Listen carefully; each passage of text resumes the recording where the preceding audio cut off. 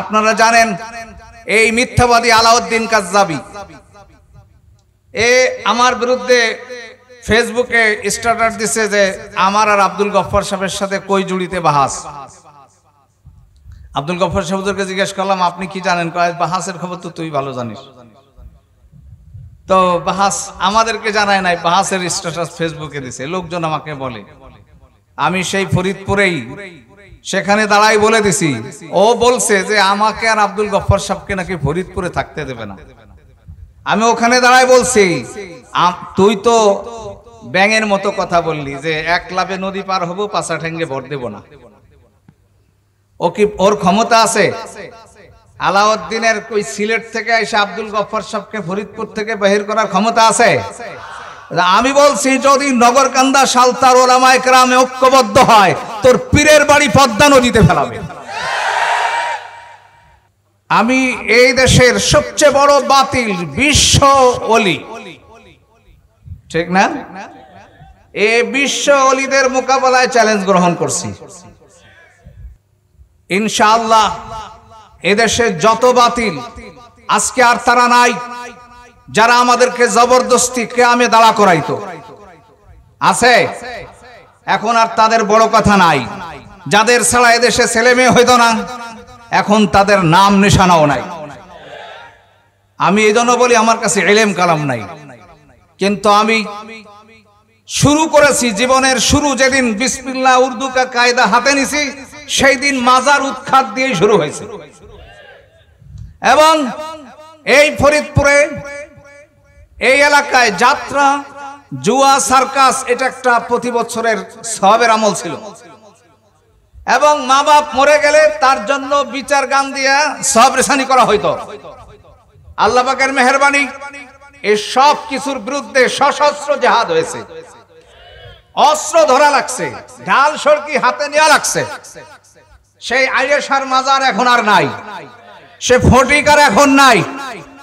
অতএব আজকে যারা নতুন হুঙ্কার দিতেছেন, কোথায় আলাউদ্দিন?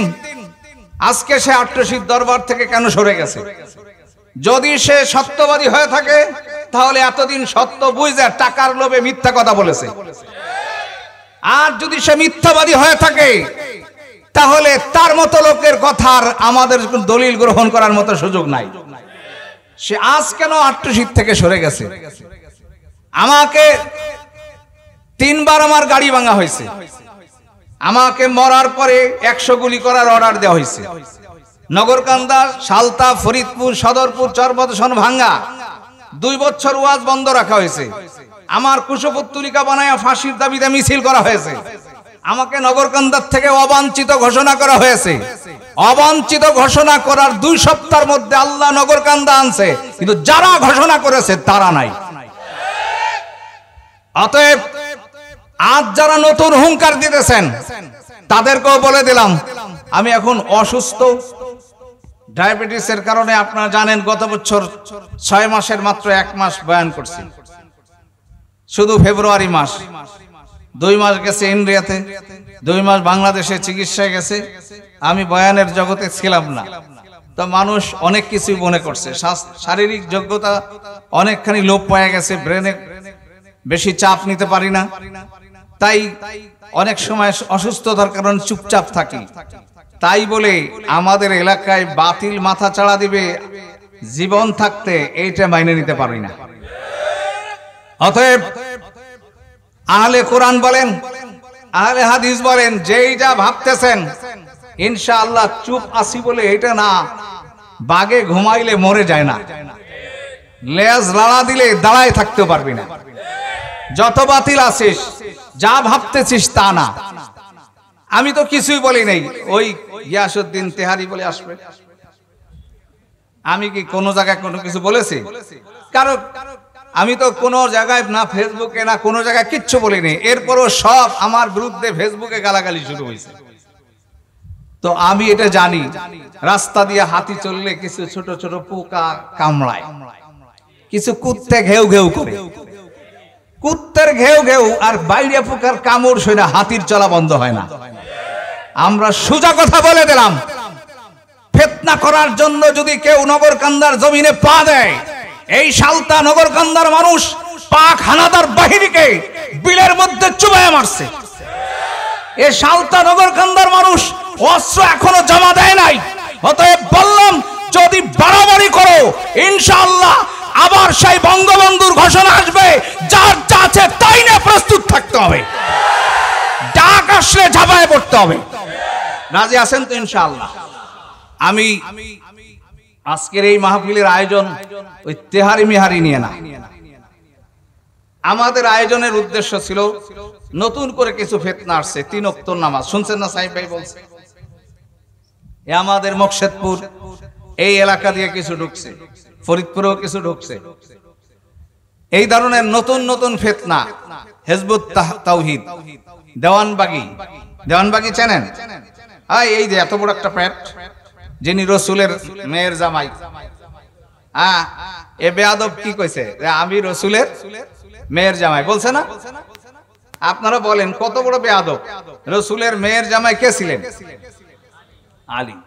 আবার ও নিজেই একদিন ওর আরেক বক্তব্যে বলতেছে, আমি যখন হজে গেলাম তো মা ফাতেমা আমার ছেলে মেয়েকে অনেক জড়াই ধরে কান্নাকাটি করছে, আর আল্লাহর নবী মেয়ে মা ফাতেমা বলছে যে তোমার আব্বার পিছনে আমি আগেও ছিলাম এখনো আছি। তা আমি আপনাদের কাছে জিজ্ঞেস করতে চাই, কেউ কি বউরে মা কয়? হ্যাঁ, ও আগে কইলো আমার রসুলের মেয়ে আমার কি স্ত্রী, আবার এখন বলে কি মা ফাতেমা। এটা বাংলা গল্প আছে, আগে বাইন পড়লে গরুরে চা খাওয়াইয়া দিন করে হালবান লাগতো, ঠিক না? একজনের চাচা, ওনার লাগছে খিদা, আর ওনার তো গরু চা খাওয়াইয়া উনি তাল গাছতলা গরু রেখে চলে গেছে, একটা গরু একটা গাই দূরে দিয়ে হাল বায়। তো গায়ের তো মাথা ছোট, ও জমালের পিছন দিক দিয়ে বাইরে হারাই গেছে। চাচা নাস্তা খায় যায়, দেখে গাই নাই, এদিকে বাইন কালা দিন যদি মই না দিতে পারে বিশ্বাস, তো ভো ভো করে ঘুরছে, দুপুর হয়ে গেছে, গাই পায় না। বাড়িতে এসে দেখে ছেলে কলেজের তাইছে, ছেলেরে কয় এ ভাই দেখ দি গাইডে গেল কোথায়? ছেলেরে কি কয় ভাই, এখন বৌতি উনি আবার মরিচ বাটতেছে, কয় এই কি কও তুমি, ছেলেরে ভাই কও কে? আরে মা, এই বাইন কালা দিন গায়ে হারাইলে এরও মিঠা হে। তো বাইন কালা দিন গায়ে হারাইলে ছেলেরে কয় ভাই, বউরে কয় মা। এ বেঈমানরা ঈমান হারা হয়ে একবার রসুলের মেয়েরে কয় স্ত্রী, আবার কয় কি মা। এইরকম বহুত আছে। এই যে বেয়াদব একটা আসতেছে, সে কি কয় আল্লাহর ধন রসুলকে দিয়া, আল্লাহ গেছেন গায়ে ভয়া, আর রসুলের ধন খাজায় পায়া খাজা পড়ছেন বলে কোথায় বাড়ি গান না শান গায়। আরে বেটা কি কোথায় কি কবে কোনো কিছুরে নাই। আপনারা বলেন না পাগলেও বোঝে, গিয়াসউদ্দিন রে যদি কেউ আলেম বলে ওর তো ঈমান থাকবে না। এর মতো একটা ছাগল বসেন ঢাইলে দিলাম, এ কি কোনো ওয়াজ? এর দেখার জন্য এই যে গরুরা এগুলা গরুর মুরিদ, গরুর পীরের মুরিদ না হইলে গরুর কাছে যায় না। এ গরুরা লাগছে এরা আনার জন্য, আর চ্যালেঞ্জ করতেছে আমার আমি জানি না, আমার সাথে চ্যালেঞ্জ। এই জন্য যদি আপনাদেরকে আলেম ওলামা ডাক দেয়, তৈরি আছেন? হ্যাঁ, মামলা হামলার ভয় সালতানগর কান্দার মানুষ করে না, কি ঠিক না ঠিক? আমি এখন আপনাদের কিছু বলি নেই। ওলামায়ে কেরাম আসছে, মুফতি ইসমতুল্লাহ সাহেব হজের থেকে আসছেন, তারপরে আরো আছে ওলামায়ে কেরাম, মশওয়ারা হবে। আমাদের ওলামায়ে কেরাম চেষ্টা চালাইতেছে ইনশাআল্লাহ। আমরা কারো বিরোধী নয়, কিন্তু দিনের নামে ভণ্ডামি করবে এগুলোর সুযোগও এই সালতানগর কান্দার মানুষ দিতে পারে না। এটা একটা সাক্কা এলাকা, এখানে হক হক্কানিয়তের প্রভাব রয়েছে। বাতিল থাকলে মগলু হয়ে থাকে, এইসব বাজে লোক এখানে আসবে। এই জন্য আমরা ঘোষণা আপনাদেরকে দিলাম না, যদি কোনো ঘোষণা আসে জানমাল নিয়ে তৈরি থাকবেন তো ইনশাআল্লাহ। আল্লাহ আপনাদেরকে তৌফিক দান করেন। আমি আর বেশি সময় নষ্ট করব না। আর ভাই আমাদের এই মাদ্রাসাটা আপনারা জানেন অনেক আগের থেকেই কালেকশনবিহীন মেখল তর্জে চলছে 24 বছর। এরপরে আর 7 বছর যাবত বিভাগের আন্ডারে চলে, কিছু কালেকশনও হয়। মাদ্রাসা মেশকাত পর্যন্ত আমাদের কোনো ভবন নাই। আমরা এই পাশে একটা 5 তলা ভবনের কাজ শুরু করছি, আন্ডারগ্রাউন্ডের ছাদ ঢালাই হয়ে নিচে ছাত্ররা ক্লাস করে। দ্বিতীয় তলার ছাদের সেন্টারিং হওয়ার পরে আমি অসুস্থ, এই জন্য কাজ করতে পারিনি। তো আপনাদের কাছে দোয়া চাইতেছি, আল্লাহ যেন এই ছাদটার অতি তাড়াতাড়ি ঢালাই দেওয়ার তৌফিক দান করেন এবং এই মাদ্রাসাকে কবুল করেন। আমি সব মাদ্রাসায় চাঁদা আনতে গেলে এত বাধা নাই, কিন্তু আমার মাদ্রাসায় কালেকশনে গেলে শতকরা এই 20% লোক আছে নাম শুনলেই গালাগালি করে, কি ঠিক না? দেন শাকপালদের মাদ্রাসায় হুজুর আমাকে পীরের বিরুদ্ধে কয়। আমি কোন পীরের বিরুদ্ধে বলি না, পীর নামে যারা চোর আছে তাদের বিরুদ্ধে বলি, যারা পীরত্বের নামে এদেশে ভণ্ডামি করে তাদের বিরুদ্ধে বলছি। কোন হক পীরের বিরুদ্ধে আমি জীবনে জবান খুলি নাই। বলতে পারবেন আমাদের কোন হক হক্কানিয়ত যারা আছে, এমনকি রসুলপুর চরপরাই যারা আছে, আমি বলি হয় তোমরা দিনের যত রাস্তা আছে হক রাস্তা, আমাদের তবলিগ চরপরাই, এরপরে আমাদের ফুরফুর আব্দুল কাদের সিদ্দিকী সাহেব ছিলেন, উনিও হক হক্কানিয়তের কথা বলেছেন। উনি নিজে যেই মিলাদ কিয়াম নিয়ে এদেশে এত বাড়াবাড়ি করছেন, উনি শেষ সময় হারাম ফতোয়া দিয়ে গেছেন এবং উনি নিজে দারুস সালাম মাদ্রাসা করেছেন। আর ওনার তাসদিকনামা আছে, ওনার সত্যায়িত একটা বই আছে ডক্টর আব্দুল্লাহ জাহাঙ্গীর সাহেবের লেখা, বইটার নাম হলো ইহইয়াউস সুনান। এর মধ্যে বিস্তারিত এসব আলোচনা সব ওনার লিখিত আছে। যারা ফুরফুরেকে দলিল দেন তারা ওই কিতাবটা একটু দেখে নেবেন। উনি লিখেছেন এই বই আপনারা পড়বেন, এর উপর আমল করবেন। ফুরফুরে পীর সাহেব আব্দুল কাদের সিদ্দিকী সাহেবের তাসদিকনামা আছে। এই জন্য আমি এখন লম্বা কথা বলবো না, আমাদের একটু উদ্দেশ্য হলো এই যে ওলামায়ে কেরাম আমাদের এইখানে একটা লোক কিশ্চেন দিতে আসছে রাজশাহীতে, ও আমারে মুয়াত্তায়ে মালিকের দলিল দেখায়। আমি বলছি তুমি মুয়াত্তায়ে মালিক চেনো? হ্যাঁ, কয় যে চিনি। আমি আরবি না বাংলা? কয় বাংলাও জানি, আরবি একটু পারি। আমি তো তুমি চলো আমার ওই কুতুবখানা মুয়াত্তায়ে মালিকটা বাইর করে দাও দি। কয় পরে দেখবা না। মুয়াত্তায়ে মালিক নাম বানান করতে পারে না, সে আমার সামনে দলিল দেয়। আমার ওই দিন থেকে মাথার ভিতরে জাগছে যে আজকে একজন খ্রিস্টান সে ওই দলিল মুখস্থ করে দিছে। আর একদিন আমার বাংলা বাজারে এক লোকের সাথে কথা তর্ক বিতর্ক, সেও দেখি মূর্খ মানুষ, সে হাদিসের নম্বর দিয়ে দলিল দেয়। তো আমার ওই দিন থেকে লাগছে যে আমার ওলামায়ে কেরাম আইম্মায়ে মাসাজিদ অনেকেই এমন আছে যে আমাদের কি কি বিষয় নিয়ে তাদের সাথে মতবিরোধ, এটাও অনেকে জানে না। না জানার কারণ হলো আমাদের এলাকায় ফিতনা নাই, তাই ফিতনা নিয়ে কেউ আলোচনা করে না। কি যতদিন করোনা ছিল না অতদিন কি করোনার টিকা এদেশে আইছে? এখন আমরা দেখতেছি যে করোনা আইছে, এই জন্য করোনার টিকার দরকার, ঠিক না বেডি? তো আমি ওয়াজ করতাম, তো ওয়াজ নয়, আমার জীবনটাই চলছে লড়াই দিয়ে। যত জায়গায় গেছি সব জায়গায় গেলি কয় হুজুর এই বন্ডদের বিরুদ্ধে কয়েন। সর্বপ্রথম যখন মুন্সিগঞ্জে ঢুকলাম কুলাপাড়া মাদ্রাসায়, ওই মমিন আলী চেয়ারম্যান কয় যে হুজুর এই যে যুবক দিয়ে দিলাম এইগুলা সব আপনার ইচ্ছা মতো আজকে বাতিলদেরকে বলবেন। আমি কই আপনি কিভাবে জানলেন? তো যেখানে যাই শুধু এইগুলাই বলে।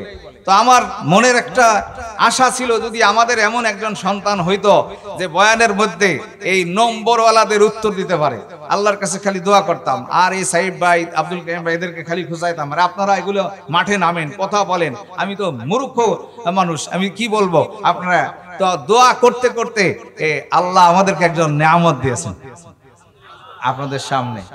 আমার অনেক আজ প্রায় 10-12 বছর শুধু দোয়া করছে, আল্লাহ আমাদের মধ্যে একজন সন্তান এমন হোক। হ্যাঁ, এই আরিফ বিন হাবিব সাহেব আলহামদুলিল্লাহ, লুৎফুর রহমান ফরাজি, রেজাউল করিম আবরার, মাশাআল্লাহ এই ময়দানে এই বাতিলদের জবাব দেওয়ার জন্য। কারণ করোনা আসছে, টিকাও আসছে। আমাদের বুজুর্গানে দিন ওই নম্বর মুখস্থ করে নাই। এ ভাই 10 টাকার নোট 3খান পকেটে রেখে যদি নম্বর মুখস্থ করে, আর আকিস কোম্পানির যায় কয় যাবে আপনি কয়টার মালিক, এটা টাকার নম্বর কোন দিন? এ কি সম্ভব? ওর তো 3খান 10 টাকার নোট, ও নম্বর মুখস্থ কইতে পারে। তো এই জন্য আল্লাহ পাকের মেহেরবানি, ওরা নম্বর বলতে পারে, হাদিস পড়তে পারে না। আমাদের যারা আছে তারা নম্বর পারে, হাদিসও পারে। এবং আল্লাহ পাকের মেহেরবানি, তোরা তো তোদেরটাই বলতে পারিস, আমাদেরটা বলতে পারিস না। আর আমাদের যারা হয়েছে তারা সব পক্ষের দলিল মুখস্থ ইনশাআল্লাহ।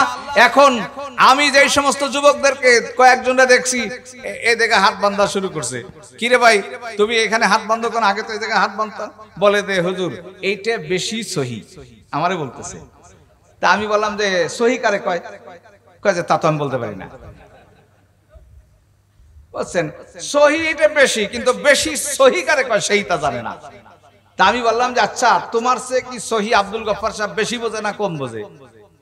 কয় যে যারা বলে তারাও তো বোঝে। তুমি তারারটা পরে ধরো, তুমি বলো, তোমার চেয়ে আমি কম বুঝিনি। আমি তো 20 বছর 11 বছর পড়ছি 33 বছর পড়াইতেছি, তা তোমার চেয়ে আমি কম বুঝিনি। কয় না, তা তুমি আসো, আমি কাছে বলে নিয়ে যাই, মানে 50 লক্ষ টাকার কিতাব আছে, তুমি সহি কারে কয়টা বাইর করে দেখাই দাও।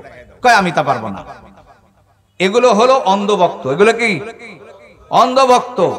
আমাদের যুবক ভাইদেরকে বলতেছি, ফেসবুকে ওয়াজ শুনবেন, ওদের গুলাও শুনবেন, আমাদের আরিফ বিন হাবিব সাহেবের বয়ানও শুনবেন। শোনার পরে মিলেন তাদের কথার মধ্যে কি পাওয়া যায়। এত বড় বেয়াদব ইমাম আবু হানিফার মতো মানুষ, যে জীবনে এক লোক ইহুদির থেকে টাকা ধার করছে, তার বাড়ির সামনে দিয়ে যাইতেছিল রোদ্রের মধ্যে, প্রচন্ড গরম, উনি রোদ্রের মধ্যেই দাঁড়ায় আছেন। একজন বলতেছে, হুজুর রোদ্রের মধ্যে কেন দাঁড়াইছেন? এই যে ওয়ালের ছায়ায় দাঁড়ান। বলে না, এই ওয়ালের মালিক আমার থেকে টাকা ধার নিছে, এর ছায়ায় দাঁড়াইলে আমার একটু উপকার গ্রহণ করা হবে। আর উসুল হলো কুল্লু কারজিন জাররা নাফান ফাহুয়া রিবা, কোন ধার দিয়ে তার থেকে উপকার গ্রহণ করলে সুদ হবে। অতএব আমি এর ওয়ালের ছায়ায় দাঁড়াইলে সুদ হইতে পারে, আমি এই জন্য এর ছায়ায় দাঁড়াবো। এত বড় একজন মুত্তাকি মানুষ তার সম্পর্কে বলে যে ইমাম আবু হানিফা বেঈমান হয়ে মারা গেছে। আমি সব দলিল ডিসি সাহেবকে দিয়েছিলাম। ডিসি জালাল আহমেদ বলেছিল যে আমি প্রতি রাত্রে 300-400 পৃষ্ঠা পড়ি, এই বইয়ের 2 পৃষ্ঠা আমি পড়তে পারি নাই, এত অকথ্য ভাষা লিখেছে। আমি এই বইওয়ালার নামে, প্রেসওয়ালার নামে মামলা দেব। এই বই লেখকের নাম সুজাউল হক। এই বেয়াদব এই বইয়ের নাম লিখেছে, আমি কেন মুসলিম হইলাম, অর্থাৎ আগেও হানাফি মাযহাবে কাফের ছিল, এখন ও মুসলমান হয়েছে, আহলে হাদিসে। এবং সে বইয়ের শুরুতেই লিখছে হানাফি নাস্তিকতা মতবাদ। এবং সে বলছে ইমাম আবু হানিফার মার সাথে জাফর সাদেকের প্রেম হয়েছিল, সেই ঘরের হারামজাদা সন্তান। আরেক বেয়াদব, ওই এখন উবুর হয়ে পায়খানা করে, নাম আব্দুর রউফ। এই জালেম লিখেছে, বইয়ের নাম আবু হানিফা বনাম ইমাম আবু হানিফা। এই বেয়াদব লিখছে যে সাইদ বিন সালামকে জিজ্ঞেস করলো, সাইদ বিন সালাম ইমাম আবু ইউসুফকে জিজ্ঞেস করেছে যে ইমাম আবু হানিফা মারা গেছে, তার জন্য কিছু করবা না? ইমাম আবু ইউসুফ বলছে সে বেঈমান হয়ে মারা গেছে, তার জন্য আর কি করবে? আচ্ছা বলেন, আপনাদের পীর সম্পর্কে বললে ব্যথা লাগে, হাজার হাজার পীর জোড়া দিলে আবু হানিফা রাহমাতুল্লাহ আলাইহির পায়ের ধুলোর সমান হবে নাকি? কোটি কোটি মানুষ যার মাযহাবের অনুসরণ করে, তাকে যদি গালি দেয় সেইখানে মুসলমান চুপ করে থাকতে পারে না। যেদিন আন্দোলন তুলেছিলাম সেদিন আমার বিরুদ্ধে ওই প্রশাসনের লোক ওসি সাহেব ডাইরেক্ট বলে, আপনি সব অর্গানাইজেশন করেছেন। আমি বললাম, আপনি ওসি সাহেব দাঁড়ায় আছেন, এই যে আপনার কনস্টেবল দাঁড়া, আপনাকে আমি 10টা গালি দিলে আপনার কনস্টেবল দাঁড়ায় থাকবে? বলে না। তাহলে আপনি বলেন, যার হাজার হাজার কোটি কোটি ভক্ত, তাকে গালি দিলে মুসলমান বসে থাকতে পারে না। এই জন্য আল্লাহ পাকের মেহেরবানি, ওই সময় মুফতি আব্দুল কাদের সাহেব ছিলেন, ডিসি ছিলেন, এসপি আসছিলেন, ম্যাজিস্ট্রেট ফারুক সে আসছিল গুলির অর্ডার নিয়ে, 4 গাড়ি পুলিশ নিয়ে আসছে। কিন্তু আল্লাহর মেহেরবানি, যাকে পাঠাইছে ফয়সালা করার জন্য, তিনি দেখলেন এই জায়গার পরিস্থিতি, তিনি এডিএম সাহেব আমাদেরকে ফয়সালা দিয়ে গেছিলেন যে নামাজ কে পড়াবে, কোন তরিকা হবে। তাদের ধোঁকাবাজির সমস্ত জাল আমি বইগুলো সব সংগ্রহ করেছিলাম। ওদের বইয়ের মধ্যে কি লেখা, কিছু তো আপনাদেরকে দেয়, বুকে হাত বাঁধা, জোরে আমিন, এগুলোর মধ্যে নাই। ওদের কিছু গোপন বই আছে যেগুলো পড়লে ওদেরকে দেখলেই জুতোতে পিটাবে। এত বড় বেয়াদব, জঘন্য। এমন কি সাহাবায়ে কেরাম কয় যে ওমর কিরা, আমার সামনে মুফতি আব্দুল গফফার সাহেব হুজুর বলছে যে হযরত ওমর 20 রাকাত তারাবি পড়াইছে, সে কয় ওমর কিরা। আমি বললাম, হুজুর উত্তরটা আমারে দিতে দেন, আমি দলিল দিতেছি। তুই কোথাতে দিবি? আমি দিতেছি হুজুর। আমি বললাম যে হুজুর বলছেন আলাইকুম বিসুন্নতি ওয়া সুন্নাতুল খুলাফায়ে রাশিদিন, রাসূল বলছেন আমার তরিকা, আমার খুলাফায়ে রাশিদিনের তরিকা। তো ওমরের কথা রাসূল মানতে কইছে, ওমর কিরা ওই কথা করে সাহস পাইলো কিভাবে? এই কথা বলার পরে চলেন চলেন, এখানে আর কথা বলা যাবে না। এই গেরদায় বাহাস হয়েছিল ওদের সাথে। এরা বলে বুখারী মুসলিম ছাড়া আমরা কোনো হাদিস মানি না। আমি বললাম, তোমরা বলে সহিহ হাদিস মানো, তাহলে একটা সহিহ হাদিস দেখাও যেই সহিহ হাদিসে রাসূল কয়ে গেছে বুখারী মুসলিমের হাদিস সহিহ হাদিস। আর কোনো কথা নাই। আছে এরকম একটা হাদিস দেখাইতে পারবে? রাসূলের জামানায় বুখারী মুসলিম ছিল? আমি কিতাব দিয়ে বাহাস করি না, আমার বাহাস যা নিয়ে তাই। আমি বলেছিলাম তোমরা এত এই যে বয়াতি গোষ্ঠী আছে, এক গ্রুপ আছে না, এদের সাথেও বাহাস হয়েছে। আইনাল পরে সুজন সরকার, এদের সাথেও বাহাস করেছি। আল্লাহ পাকের মেহেরবানি, এই ছোট্ট জীবন থেকে এই পর্যন্ত কোন বাতিলের সাথে মাথা নত করিনি। অতএব এখন কোন সময় কি হই তা জানি না। আমার ভাইরা খলিল সাহেব ওই শেষ ওখানে বলে গেছিল যে আমার শারীরিক অবস্থা ভালো না, কোন সময় কি হই জানি না। আপনারা আমার ছোট ভাই আছেন, একদের সাথে কাজ করেন। আমার শারীরিক অবস্থা তেমন ভালো না, তবে যতক্ষণ জীবিত আছি ইনশাআল্লাহ আমার শরীরে যতক্ষণ রক্ত আছে ততক্ষণ আমি সত্যের কথা বলে যাব। হযরত হুযায়ফা বলেছেন, যদি আমার জিহ্বার উপর গলার উপরে ছুরি ধরা হয় আর আমার একটা কথা বলারও শক্তি থাকে, তো আমি এই সত্য কথা বলেই যাব। অতএব আমিও বললাম সত্য কথা বলে যাব, এবং যারা সত্য কথা বলে তাদের কথাই আমি মাঠে বলি, তাদেরকে আমি আনার চেষ্টা করি। কোন ভণ্ড ইনশাআল্লাহ এই ময়দানে আসে নাই। আমাকে অনেকে বলে রাজনীতি, আমি আপনারা বলেন রাজনৈতিক কোন নেতা আমি কোন সময় হাইলাইট করছি? কখনোই আমি এটা করি না। আমাদের এখানে কোন রাজনৈতিক নেতাও এই মঞ্চে, এই মাদ্রাসার মঞ্চে আজ পর্যন্ত ওঠে নাই। অতএব আমি রাজনীতির কোনো ধার ধারি না। আমি আওয়ামী লীগ বিএনপি সবাইকেই মুসলমান মনে করি, সবাইকে নিয়ে জান্নাতে যেতে চাই। এখানে আমার আওয়ামী লীগ বিএনপির কোনো কথা নাই। আমি তার কারেন্টের খাম্বা নিয়ে আন্দোলন করি না, চাউল ডাউলের দাম নিয়ে আন্দোলন করি না। আমার আন্দোলন ইমানি আন্দোলন। অতএব ইসলাহুল উম্মাহ প্রতিষ্ঠিত হয়েছে, আপনারা আগেও কাজ করেছেন। এখানে সদস্য ফরম আছে, আপনারা যাওয়ার সময় ফরম পুরো করে যাবেন।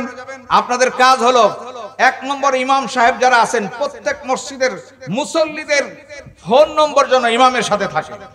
কয়টা বাড়ি আপনার মসজিদের এরিয়া, বালেক পুরুষ কতজন, নামাজি বেনামাজি, এর খবর নেবেন, এবং কে কোথায় কি করতেছে এর খবর রাখেন। সময় বেশি ভালো নয়, সময় বেশি ভালো নয়। আরাক ইসরাইল এই বাংলাদেশে বানানোর চেষ্টা চলতেছে। পার্বত্য চট্টগ্রাম ভাগ করে আরাক ইসরাইল, এক ইসরাইল মধ্যপ্রাচ্যকে অশান্ত করেছে, নতুন এক ইসরাইল তৈরি করার জন্য ষড়যন্ত্র করতেছে কুচক্রী ইহুদি আর খ্রিস্টানের বাচ্চারা।